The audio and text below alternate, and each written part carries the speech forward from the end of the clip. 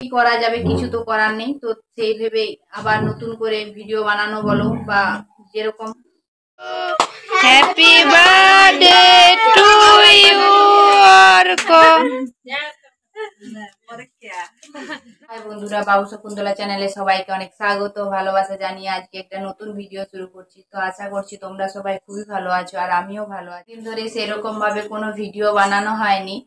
তোমাদের দাদাভাই যখন আসে তখন ভেবেছিলাম, তার আগে ভেবেছিলাম যে যখন তোমাদের দাদাভাই আসবে তখন নতুন নতুন ভিডিও বানাবো, ব্লগ ভিডিও বানাবো, কিন্তু সেরকম ভাবে ব্লগ ভিডিও আসাতে বানানো হয়নি। আসলে ও আসলে যে কখন সারাদিন পার হয়ে যায় বুঝতেই পারা যায় না। তো সেই ভেবে কোনো ব্লগ ভিডিও সেরকম ভাবে বানানো হয়নি। আর যেগুলো হয়তো বানানো হয়েছিল ছোট ছোট ভিডিও, তো সেগুলো এডিটও করা হয়নি। তো সেগুলো আর দিচ্ছি না। মানে খুব একদম ছোট ছোট ভিডিও। তো কিভাবে কি দেবো, তো সেগুলো কিছু বুঝতে পারছি না। তাই আমি ভাবলাম যে আবার নতুন করে আমি যে ভিডিওগুলো মানে ব্লগ ভিডিওগুলো আগে বানাতাম, মানে আমি একা থাকার, তো সেইগুলোই বানাই। যখন আবার যদি কোনোদিন সময় সুযোগ হয়, মানে যখন একসাথে থাকবো তখন হয়তো তোমাদেরকে একসাথে ভিডিও দেখাবো। তো তোমাদেরকে একটা কথা বলবো, আমরা দীঘা ঘুরতে গেছিলাম, সেই ব্লগ তো তোমরা হয়তো দেখেছো। তো সেই ব্লগটা কিরকম লাগছে তো তোমরা একটু কমেন্ট করে জানাবে। আরেকটা ওটারই আরেকটা পার্ট আছে, তো সেটা এখনো দেওয়া হয়নি। তো সেটা তোমাদের দাদা ভাইয়ের কাছে আছে, তো ও এডিট করে দেবে। তো দেখি ও কবে দেয়। আর আমি আমার মতো ভিডিও বানাতে শুরু করেছি। তো ডিউটি চলে যাওয়ার কয়েকদিন থেকেই ভাবছি যে ভিডিও বানাবো। ও ডিউটি চলে যাওয়ার কয়েকটা দিনেই হয়ে গেছে, কিন্তু তাও ভিডিও আর বানানো হয়নি। আসলে মন ভালো না থাকলে না কোনো কাজেই সেরকম ভাবে মন বসে না। বাড়ির কাজও করতে ইচ্ছে করে না বা ভিডিও বানাতেও ইচ্ছে করে না। আসলে মন আমাদের যদি ভালো থাকে আমাদের সব কাজই খুবই উৎসাহ থাকে। তো সেই জন্য ভিডিও বানাবো বানাবো করেও বানানো হয়নি। সকাল ভিডিও বানাতে শুরু করে দিয়েছি। আর কি করব, আমাদের তো এটাই জীবন। কখনো ছুটিতে আসবে তখন একসাথে থাকবো, আবার চলে যাবে। তো সেই ভেবে আর দুঃখ করে কি লাভ, সেই তো জীবনে এগিয়ে যেতে হবে। তো তাই ভাবলাম যে আর অত দুঃখ পেয়ে লাভ নেই, এবার আবার ব্লগ ভিডিও শুরু করি। আর এবারে অনেকগুলো দিন ছিল নাকি কি জানি, তার জন্য না বেশি মনটা খারাপ। আর যেহেতু ও যবারই আসে তো আবারে কয়েকটা মানে 8-10 দিন এরকম থাকে, এবারে 15-16 দিন এরকম বাড়িতে ছিল। তো তার জন্য না এবারে মনটা একটু বেশি খারাপ। তো কিভাবে যে 15-16 দিন পেরিয়ে গেল বুঝতে পারলাম না। আর তার সাথে কোনো রকম ব্লগ ভিডিও বানানো হয়নি। মানে সময়গুলো সত্যি খুব জলদি জলদি পার হয়ে যায়, জানি না। আর এরকম সময় যখন একা একা থাকি তখন যেন সারাটা দিন কত মনে হয়, সারাদিন কত সময়। আরও যখন থাকে তখন কিভাবে যে সময়, সত্যি একা থাকলে 24টা ঘন্টাও যেমন অনেক পাহাড়ের মতো মনে হয়। আর যখন একসাথে থাকা হয় তো তখন সেই 24টা ঘন্টা যে কখন পার হয়ে যায় বুঝতেই পারা যায় না। তো সত্যি এবারে হয়তো মনটা বেশি খারাপ। ওরও হয়তো সেরকম অবস্থা। ও বলছিল যে এবারে অনেকদিন থাকলাম নাকি, এবারে বেশি মনটা খারাপ লাগছে। তো কি করা যাবে, কিছু তো করার নেই। তো সেই ভেবেই আবার নতুন করে ভিডিও বানানো বলো বা যেরকম। তো তোমাদের সাথে কথা বলছিলাম, কথা বলতে বলতে হঠাৎ করে বুনু গেটটা খুলে দিয়েছিল। তো তার জন্য হঠাৎ করে চমকে গিয়েছিলাম যে কি হলো।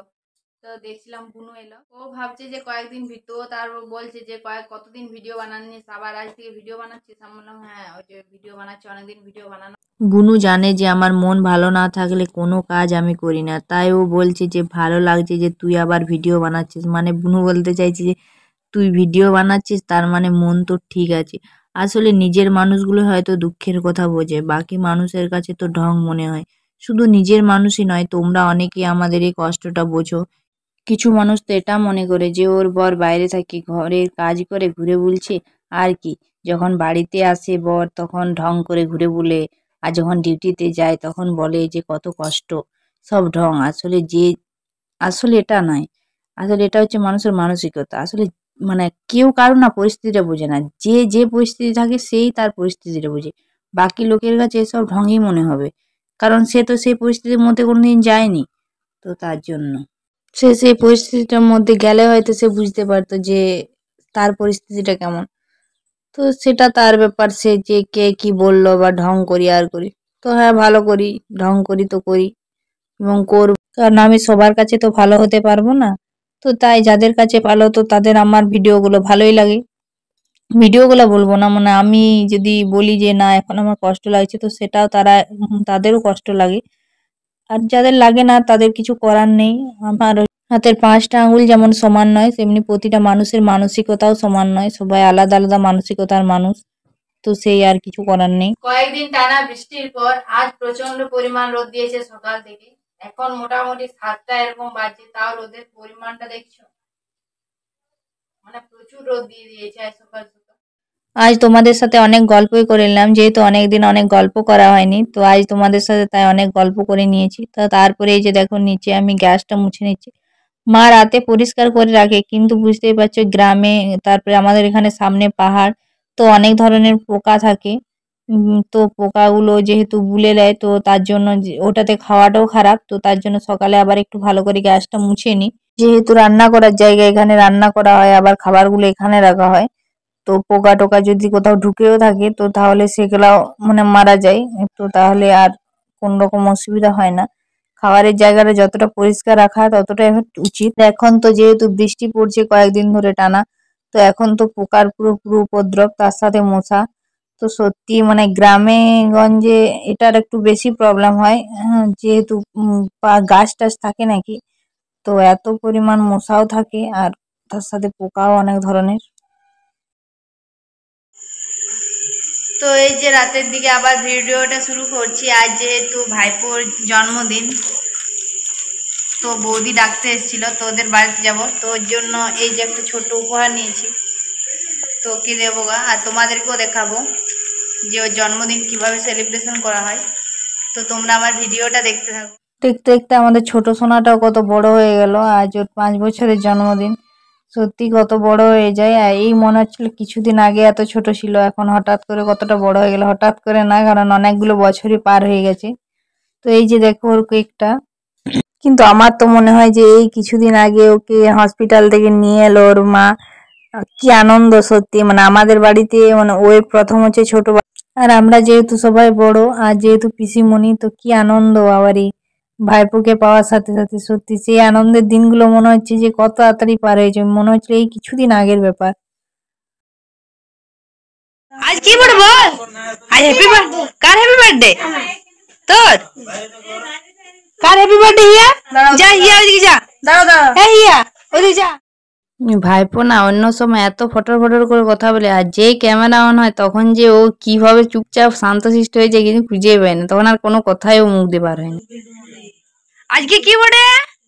আজ কি বড়ে? বল বলে আজ আর কার হ্যাপি বার্থডে? মিষ্টি নাই ইয়া তোর তুই ভালো হয়ে গেছিস, আর তোর তুই ভালো ইয়া আর তো হাস লে বলে হিয়া দে কে দিবি সদে দে না ওলা ওই না সাইড না ফটো সজা কর মাথা এদিকে এদিকে এদিকে এমনি। তো তারপরে এই যে সবাই এক এক করে ওকে গিফট দিয়ে দিচ্ছি।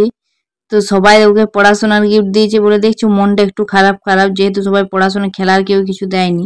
আমার একটু তুলে দে, আমি গিফট দিচ্ছি আমাদের লে ফুলু লে ফুলু তুলবে না তুই সবাই দুটা তাহলে দুটা দে পাইলে হইছে না লে আমাদের দারুণ লাগছে।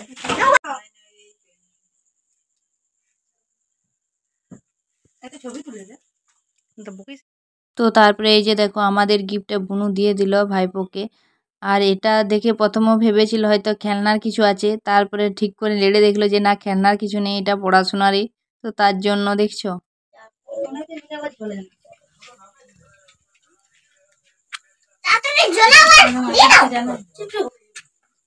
জ্বলছে না মোমবাতিটা।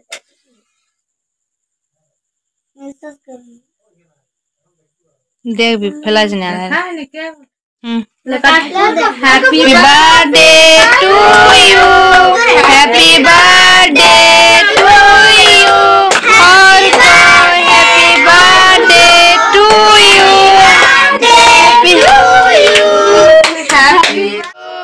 হ্যাপি বার্থডे टू यू, और को